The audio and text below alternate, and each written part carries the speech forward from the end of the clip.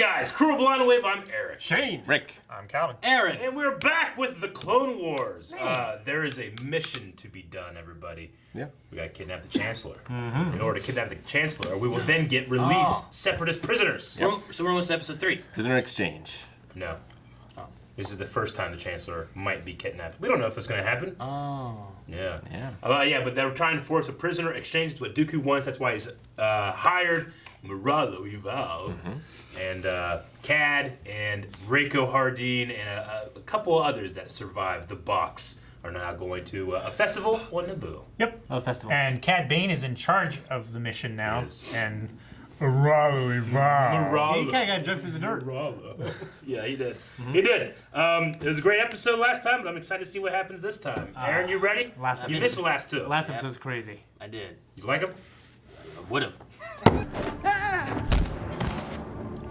Captain America?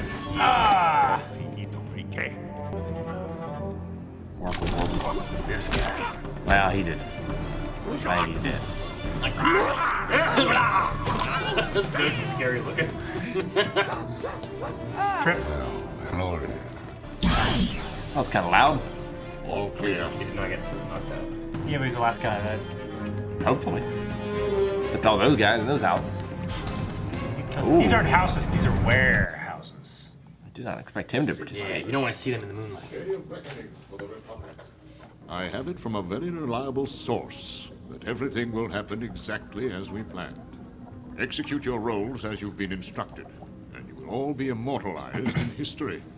Not to mention rewarded with enough credits that you will never have to work again. Moralo. I will let Cad Bane take it from here. Listen up. I'm only saying it once.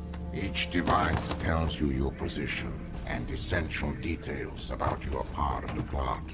Aren't you gonna tell us how all the pieces fit together? Around here is going to breach the shield. Moralo Eval is the getaway driver. Two of you will act as guards protecting the Chancellor. And you, Hardeen, are a sniper. Now for our disguises. Everyone step back. This will get us into the inner circle. Step into the shadow hologram and you will receive your new identity. Force Unleashed technology. Aww. Well handled. I should have put you in charge long ago. A word of advice, though. Keep an eye on Hardeen. There's something about him I do not trust. Don't worry. I'm keeping my eye on all of them. Hope it doesn't glitch like that when you're walking around. I like the little, like, tentacle alien guy, because his little gun, like, moves with his head, like, the whole It's like time. a predator. Like, constantly. Back to feed. Yeah, but it's not, like, sitting in, like, a This fucking stopping fool. position, you know? It's always, like... This guy just jumps to conclusions, man. I mean, it can only mean one thing. Yeah, it's one thing.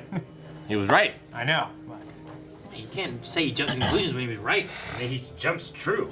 you know, he concluded. That's illogical, but he's right. What are you gonna say? Activate the ratio. Copy that, General Skywalker. Ratios work for us. Yeah. Probably think about this during episode 3 when he said, "We're smarter than this."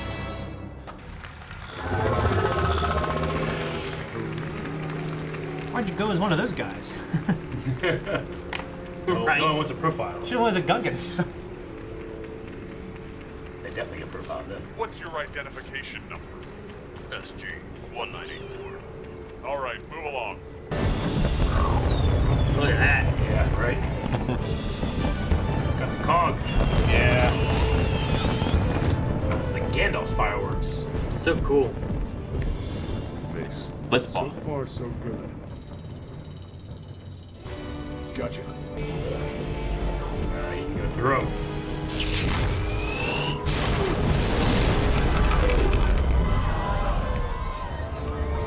All right, you two, take the Chancellor to that speeder and get him out of there. You're right.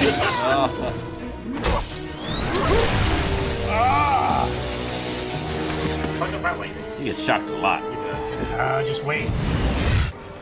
Evil Hey, the Chancellor. Nearly the disguise is that.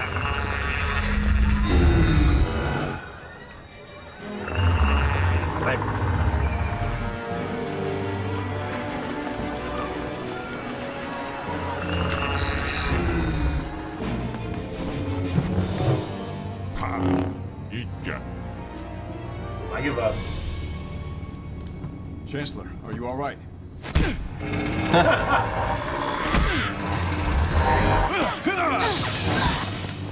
That's an arm gone. Chancellor. I'm going after the Chancellor. Copy that, Obi-Wan. I'll send you the coordinates and hold Bane there as long as I can. Taking this. This is the rendezvous point. Naboo's such a cool place, man.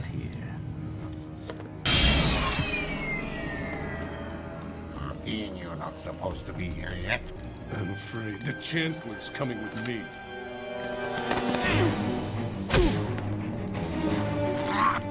Oh, jeez. Grinders flying around.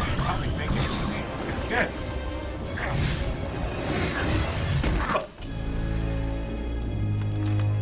Sit your ass. Just take him out. Man. You did a good job, Obi-Wan. Kenobi. I should have known. Something smelled wrong about you from the start. Yes, well, spending so much time with you was no reward either. I hope this was all worth it. We saved the Chancellor. That's the important thing. Didn't get Dooku though. No.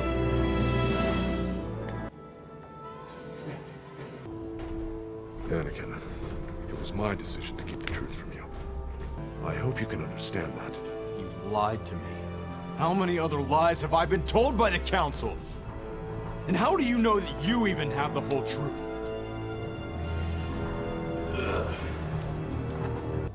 I can sense something is still bothering you. Yes, something Anakin said has me worried. Do we know the whole truth? I think I'll stay. I need to check one last thing.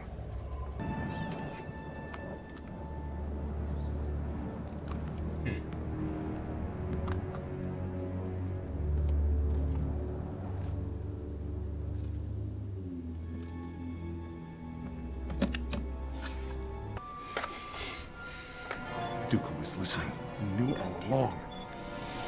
We will leave as soon as Queen Niatni's banquet is over. I also want to say goodbye to Senator Amidala. She has been a very gracious host.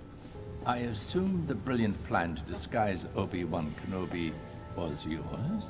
No, it wasn't, sir. I was in the dark as much as you were. Really?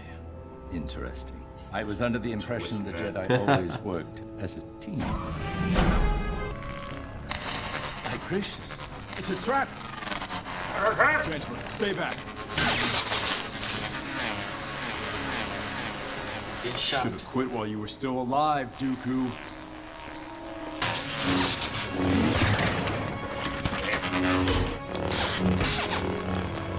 Fighting animation, this one is already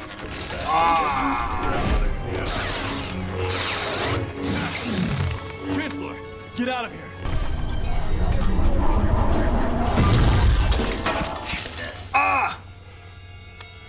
Oh.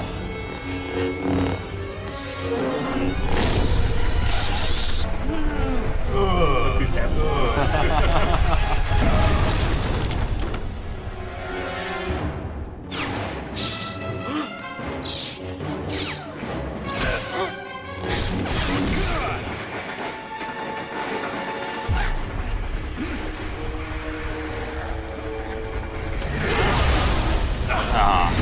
Yep. Oh, so cool. Yeah.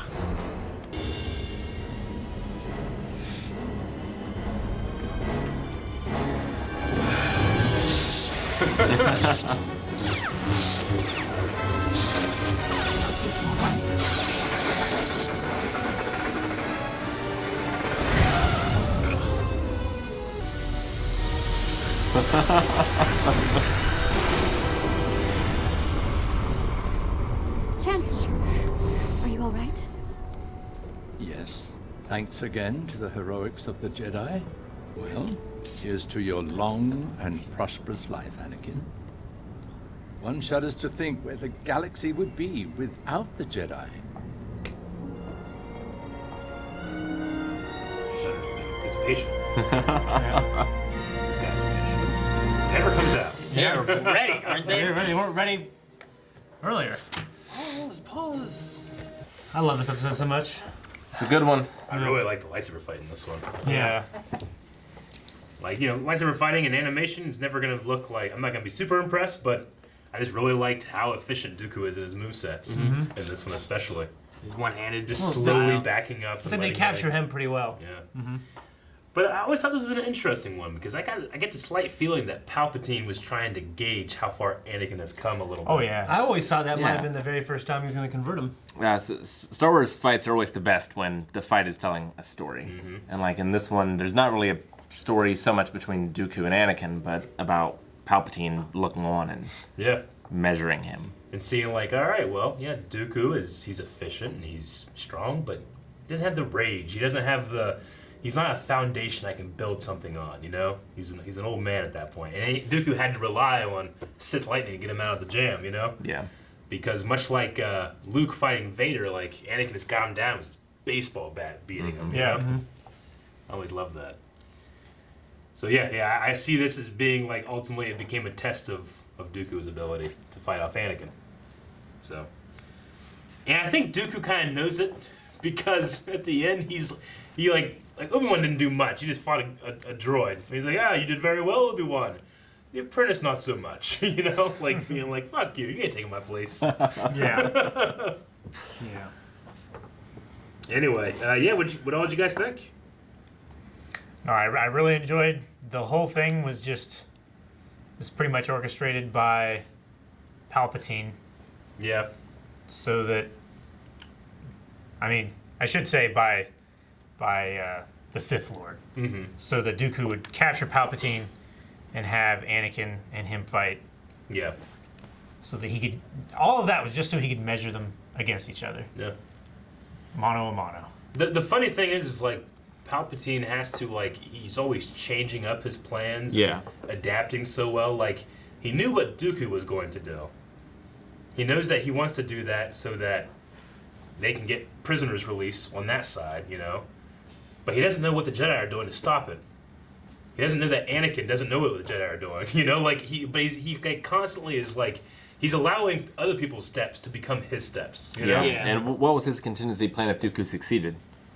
I think if Dooku succeeded, then he gets the prisoners out, which I think Palpatine wanted. And they want to continue the war, so they need to make sure they're getting high-value targets out, you know? Yeah. Like, Palpatine can't just order them free. Sure. But he can put himself in a position where people are going to want to save him. That was the only choice. Yeah. Other people were like, no. If anything, this is a true, real loss for Palpatine because something that he wanted to happen didn't happen. Yeah. But he still made it like he still kind of came out on top by being able to, you know, he benefited gauge from it. Anakin a bit. The best he did is he measured Anakin's like where he's at dark side wise and whatnot. His anger and because of this whole thing, he was able to sow Anakin's distrust of the Jedi and just push that wedge in a little further. And not only of the Jedi, but of Obi-Wan directly as well. I thought they always worked together as a team. Yeah. I think the shadow hologram is interesting. It is interesting. It's always weird seeing technology that we've never seen before in this, you know? Since there are movies and stuff that happen after this, like, you know, where did that technology go? Yeah. For me, it's like, whenever I'm the same way. I'm always just thinking like, well, this is funded by Dooku. It's probably just super expensive. You're never going to see the rebels do that stuff because they don't have money. Yeah. You know? And the Empire doesn't have to because they're on top. Yeah. Yeah. But no, I agree. So you're kind of thinking like, wow, it's like, you know, it's like the Harry Potter fandom. Like, you're just constantly looking out for people with Polyjuice Potion because it exists, you know? We talked about this a while back with the, I think it was on Mandalore. The, like the security footage that had been docked or something like that. Yes. We talked about, well, like, what if someone was just wearing, like, a hologram over top of them to change their appearance and stuff? Yeah. And now we actually see that that's possible. Which I believe we've seen this before with Jocasta knew, right? In the lightsaber Lost. In the librarian. Oh the yeah. librarian. There was that acrobatic alien woman. I thought she drank something doppelganged though, didn't she? Oh, did she doppelgang? I thought she drank Did she something. drink something? I thought Maybe she she had did, like yeah. a thing like that. I think it's just pretty. Didn't change into. Oh no, she was a changeling. Yeah, she was just a changeling. Like the Assassin from episode 2. Yeah. Okay. Yeah. Never mind. So this is the first time we've seen this in Clone Wars, then. Shadow. I think so. Yeah. It would be like if Shadow Clone. you said the Polyjuice on Harry Potter. It'd be like if you watched through the original Harry Potter and they never used the Polyjuice potion, but then you go back to Fantastic Beasts and they used it, and you're like, what the hell? Why didn't they use that back here? It would have helped out a lot more, you know? Great. Yeah, it'd be like that kind of thing. But yeah, if you want to look at it as like it's something the Rebels can't get, and it's something the Empire feels they don't need. It also, it was glitching out a lot too. Like it wasn't a perfect. Yeah, like that one guy was like, "What's your number?" What if it would have glitched? Yeah. Like, right then. Before they walked away from each other, you know. Madeline Cathy was just sitting there for What I mean? Or what would have happened if that guy was like me and had forgotten his number? Like what would we have done then? Take him into custody, ruin the whole plan? During that scene there too, after it happened, I'm like, wait, which one asked which? Because you can't see who's talking. And I was like, did he play it off as asking the other guy? Is that what happened there? Yeah. 'Cause I was like, that's really good. Like, hey, what's your ID number? Like this. Oh, okay. Go ahead, move along. Yeah. Like he has no idea if it's good or not. You know? What if he just made up a number? Yeah. God, phew, that's close. Well, and I was wondering, because they're dressed the same, like, how does that guy have authority over that guy? How do they know? Yeah. It's all a confidence game. I mean, I will forgive a show for doing its like glitching thing so that we, the audience, know who is who. Yeah. Because that's like Lando being like, Yeah. Yeah. it's me. But It's me, audience. if you put it as like it's a thing that happens, then it's like, well, look, it's not perfected. It's not a great technology. Maybe they scrap it eventually because they can't get it 100% right. And then Or it's maybe really fucking lucky. Yeah. Or maybe it's banned. Yeah. Or also it could be a range thing. Like this worked because maybe they had a headquarters and it's based on so far from this main machine or something. But maybe there's like a certain amount of conductivity to it, like you want to be very good when you're like pressing your, making a fist, and when you undo a fist, whenever you don't want people, you're not really worried about it, then it kind of glitches out or something. Yeah. Like that. Because like He's more battery Hardeen power. like turned his off immediately once he got up there, but if I had seen a Senate guard with a sniper rifle, I would just be like, probably part of the protection or something, So it's also funny that they did that, not just like, get bounty hunters or people that just look human and wear the outfit. Yeah. Because from the box last episode, they said you're going to be going through trials that will be useful in this, and they had to have somebody that can get through a ratio. So that that one guy that can like electrify things, he went through the ratio, which is pretty cool. Makes sense. Yeah, and that's why we need that guy, but he's not gonna be able to fit in this armor, so you got to do the shadow. Yeah, it was fun. He has a good time, doesn't he? yeah, I love it too because like I said, he has his design's really cool. I love the way like you don't see him a whole lot, but during like the meeting even like he's looking around and his little gun rather than being like turned off or like the Predator gun like sits back on his back and then pops up when he wants it. It's just constantly moving with him too, which may just be like I don't trust anyone because I'm a bounty hunter kind of. Isn't it kind of like Bill Burr's thing in The Mandalorian? Yeah, I was trying to remember his character's Could be name, similar but to that. it comes up from like a backpack thing. And But it's just like an arm that holds just a regular blaster. it's just holding a pistol. Yeah. But that, it looks like it's more of like a shoulder-mounted, like it actually has like a two-axis thing on it, Yes, rather than an arm. Cad Bane's such a great villain because I feel bad for him because he was betrayed. Right? Exactly. Kenobi, I should have known. Well, no, I smell the stink. not even that, but betrayed by Dooku. Yes. Yeah. Used, Because the plan was for them to all get caught and to accomplish nothing. Yeah. Yeah. See, I wonder. I'd like to know like where the plan goes and when it changes, especially from Palpatine's point I of view. agree, yeah. Because with that there, like going through, like I'm sitting there thinking, I'm like, all right, so what was Palpatine's plan here? Was he planning on him to take him here, or was he planning on him? Like, when did he find out about Obi-Wan Kenobi being Hardeen? Because when did they put that little voice or the recorder so that Dooku would have listened in to know not to show up, to plan to take a banquet? I love thinking about that because you don't know. I also love thinking like how much of the plan does Dooku actually know? Yeah. Because he's always going to be testing his own apprentice as well. Yeah. I just love that stuff. It's really good. And then I just love the small little things from Palpatine throughout, like the little smirks and the little remarks that, oh, well, that's just a nice thing to say. But then when you think about, like, oh, what would the galaxy be like if there were no Jedi? And it's like, damn, he's just saying like, can't wait to have a war with no Jedi, you know? Like, Yeah. So it's Just a fucking evil man. It's done really. I think it's done really well. Where like most of the time, like if you're a kid and you don't know who it is, which I know that's how they wanted to do like the prequels. Like there was a lot of talk of, like we're not gonna call him Emperor Darth Sidious or any of that kind of stuff. Yeah, throughout all the years of making the prequels, Ian McDermott and George Lucas never said those two characters are the same. Yeah, so it's just a neat idea of like the people who have never experienced it before. Like in this, like I'm trying to think of moments in the Clone Wars up to now and stuff too, where like they really say, "Hey, look, here they're the same person." Yeah. But usually they really kind of make them two different characters. I feel like for the most part. Like a kid could watch this and maybe not get that. Yeah, you know? and then later on, like you still get that surprise of like, "Whoa, wait, he's been the bad guy the whole time," which I love that. So I think it's a little easier to figure it out maybe because the chin model is just exactly the same. He's got that little chin thing going on. Yeah. But, I love seeing, I agree, I love seeing those moments where Palpatine has his little smirks and stuff because you can tell he really enjoys being who he is. He does, and he hates being Palpatine. That's why in Episode 3, when he actually gets to become Palpatine, he's so happy. He's laughing and throwing shit. He's so happy, fuck this place. He's throwing the Senate at him, Yeah. I'll always just remember how happy he was. So moments here where he's like... He's like containing it? He's containing the joy in his heart. Oh, thank goodness. His bloodlust. His bloodlust, exactly. All right, that's all I got. You guys got anything else? No. Good stuff. I do like how, like, further through the show, you see, like, how the Magna Guards aren't as big of a problem as they were Like earlier getting on. more powerful. Yeah. Yeah. No, I definitely Because before, like, 2 Magna Guards would have taken him a while to get through. But well, then you get into Episode 3 later on, and there's like 4 there or whatever, and they take him out pretty easily, and then there's Grievous and he escapes. So yeah. Well, I mean, we're already 18 episodes into season 4. Yeah. But it's only been like 4 or 5 stories, really. This was a 4-episode arc that we just watched here. Yeah. Which I really love the box. That's probably my favorite episode of it. But It's really good. It's so good. I love it. But I love the way it lightsaber moves fight and in stuff, this. and had to jump around. Like whenever Anakin gets that fork in his arm and rips it out. Like, I love that stuff. he had 2 forks in his arm. He did. He was like sparking his shit. I love when he caught the punch and you hear the clang. Yeah. And he uses his raw strength and the force to push him. That's what I was gonna say. Yeah. I've had 2 forks in my arm before. What? Yeah, but 2 forks in each hand.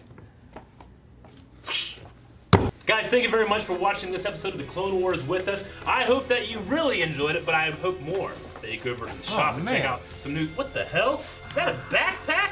you can put your notes in it. Oh my Look at gosh. And your notes can have little stickers of Clone Wars troopers, too. Oh, Join the wow. Blind Wave Trooper Battalion.